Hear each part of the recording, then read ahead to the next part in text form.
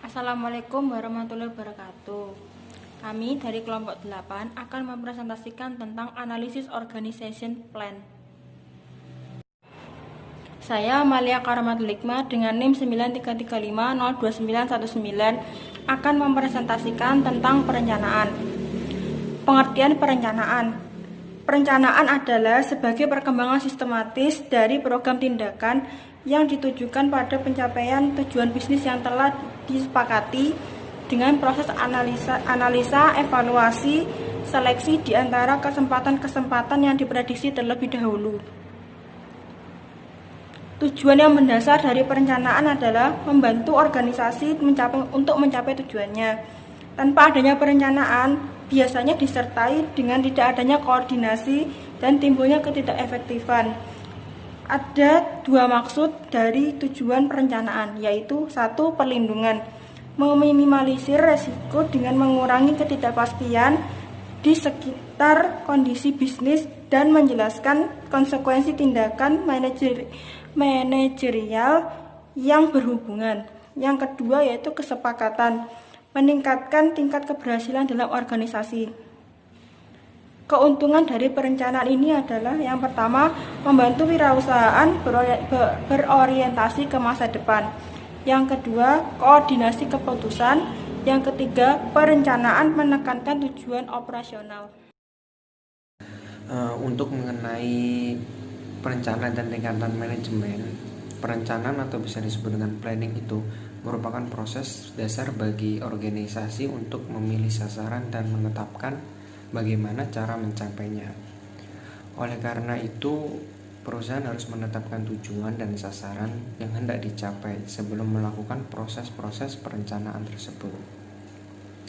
Perencanaan ini merupakan tahapan paling penting dari suatu fungsi manajemen, terutama dalam menghadapi lingkungan eksternal yang berubah menjadi dinamis. Salah satu maksud dibuat perencanaan adalah melihat program-program yang akan dijalankan untuk meningkatkan kemungkinan tercapainya tujuan-tujuan organisasi di waktu yang akan datang.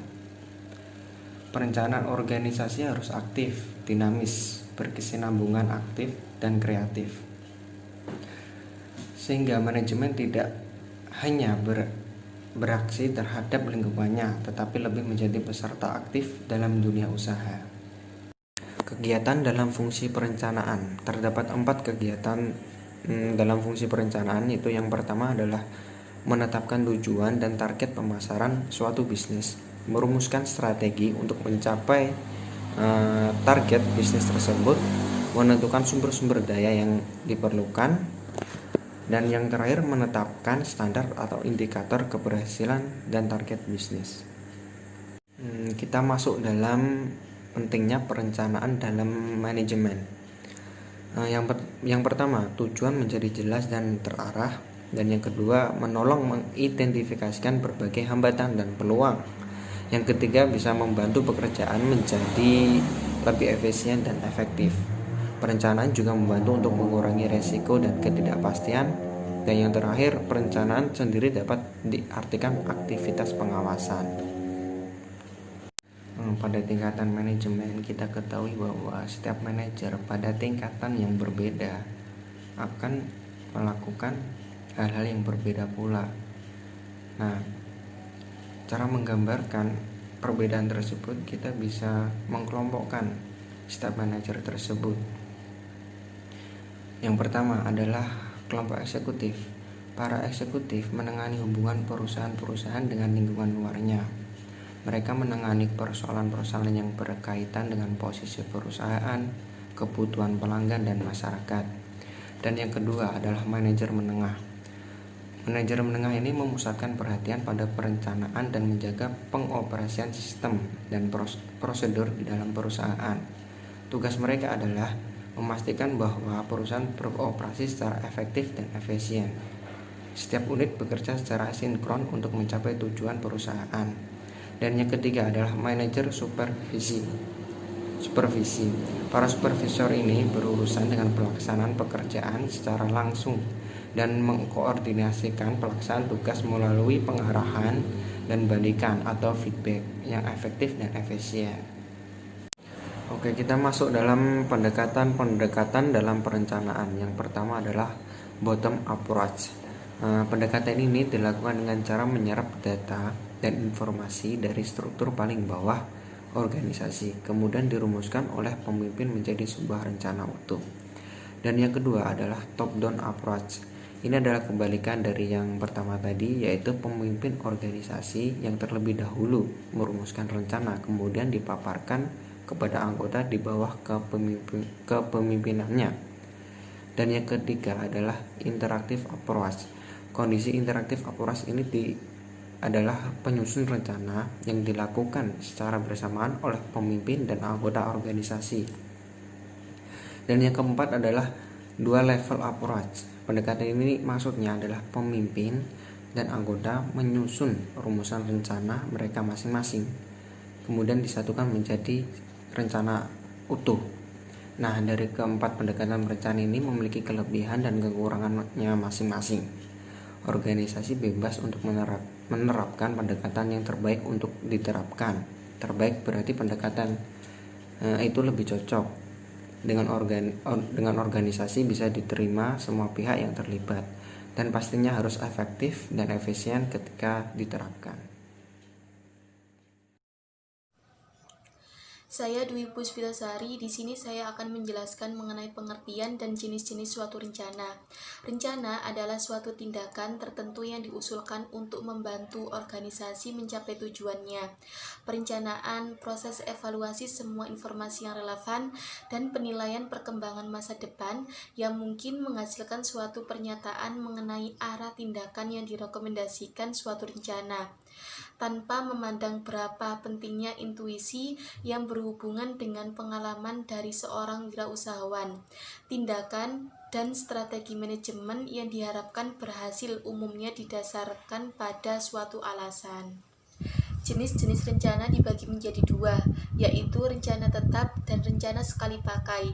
Yang pertama, rencana tetap dibagi lagi menjadi kebijaksanaan, prosedur, dan aturan-aturan. Kebijaksanaan sendiri adalah rencana tetap yang memberi garis pedoman luas bagi penyaluran pemikiran manajemen pada arah tertentu. Pada hakikatnya, kebijaksanaan adalah suatu ekspresi umum dari maksud manajemen pada tindakan apa yang sebaiknya diambil untuk mencapai tujuan organisasional. Kemudian prosedur. Prosedur adalah rencana tetap yang menguraikan serangkaian tindakan yang berhubungan yang harus diambil untuk menyelesaikan tugas tertentu. Prosedur menguraikan tindakan yang lebih spesifik dibandingkan kebijaksanaan. Yang terakhir yaitu aturan-aturan. Aturan adalah rencana tetap yang merancang suatu tindakan tertentu yang diperlukan. Dalam hal ini menunjukkan apa yang harus dilakukan dan yang tidak boleh dilakukan oleh anggota organisasi.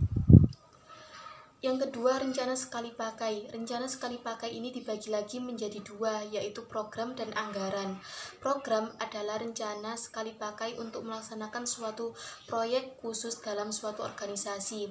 Proyek itu umumnya tidak dimaksudkan untuk mempunyai keberadaan dalam organisasi. Akan tetapi, proyek itu memiliki keberadaan untuk mencapai tujuan yang jika bisa diselesaikan akan membantu keberhasilan jangka panjang dari perusahaan. Yang dari penjelasan saya, materi selanjutnya akan dijelaskan oleh pemateri selanjutnya.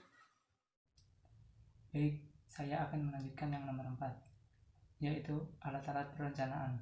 Alat-alat perencanaan merupakan teknik yang digunakan wirausahawan untuk mengembangkan rencana-rencana.